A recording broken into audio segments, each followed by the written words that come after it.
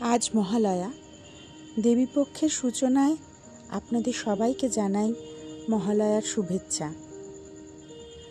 দেবীর আগমনে আপনাদের জীবন সুখ, শান্তি, সমৃদ্ধিতে ভরে উঠুক। সকালবেলা মহালয়া শুনে ঘুম ভাঙার পর থেকেই মনটা পুজোর আমেজে একেবারে ভরে উঠেছে। আগামী দুর্গাপুজো আপনাদের সকলের খুব ভালো কাটুক।